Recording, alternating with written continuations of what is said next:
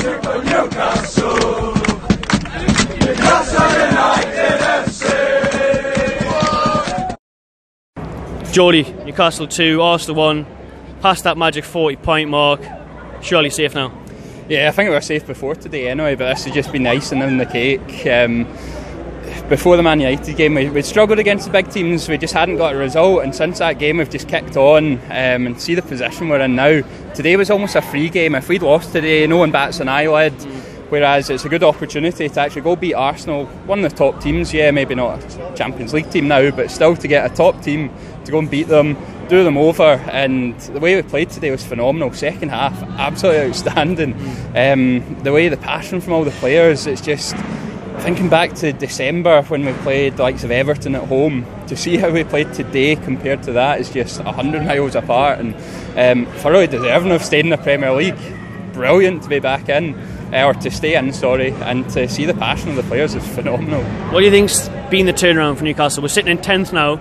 A few weeks ago it was all relegation doom and gloom. We're turning around, we've done a brilliant run of form since the start of the year. Yep. What do you think pinpoints that to? 3 players. So Dubravka coming in, the difference he's made, the confidence he's gave the back four, coming for crosses, whereas Darlow and Elliott, who we've had, have made quite a few high profile errors. Dubravka's came in, not made a single error, been steady at the back.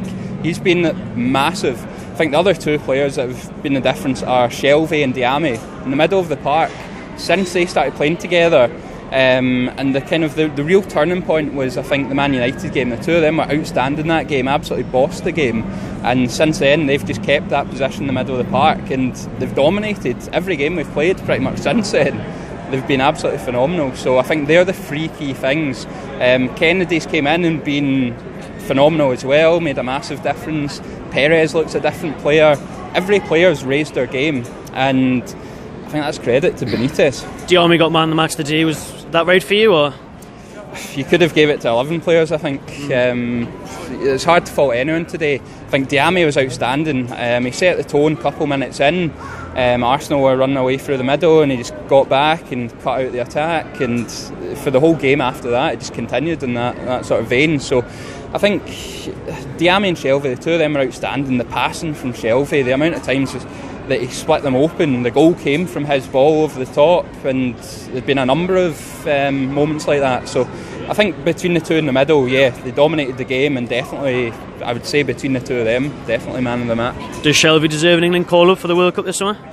He deserved it a couple of months ago, but without doubt, I think if you're looking as an England fan for the World Cup, who's going to split a defence open? So we've got Dele Alli will play in the number 10 sort of role behind the striker, but who in the centre of midfield is going to create? Eric Dyer's not going to do it, Jordan Henderson's not going to do it, Jake Livermore, that's been in the squad, isn't going to do it. Shelvey's the one. The goal today, his ball, absolutely nothing on, and a phenomenal ball over the top. Dwight Gale's away and we score. So I don't know what the guy has to do. People questioned his attitude, his discipline. Yes, he's made a few mistakes in the past, but he's not had a yellow card, I don't think, since, I think it was December or something. I think he brought that up in the Sky Sports interview, didn't he? Like, look, I get all this grief for me discipline and everything, but if you look at the statistics, it's not actually as bad as it's made out to be. I know, and look at the ability, take that risk. The guy he was making the day, like, imagine if it was Kane on the end of that instead of Gale, because that's what it came down to the day, wasn't it? Exactly. Imagine if we had a half decent striker. We said a few defeats, if we had a half decent striker we would have won the game.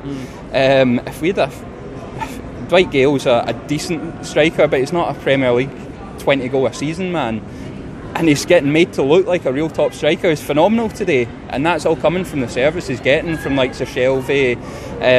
Perez created a wee bit as well, so you really don't know what John Joe Shelvey has to do, to be honest. The performances he's putting in are literally 9 out of 10 every week. One of the best players in the park against Man United, one of the best players in the park here against Arsenal.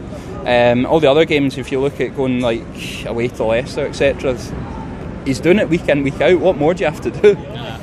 Right, cheers, mate. Cheers.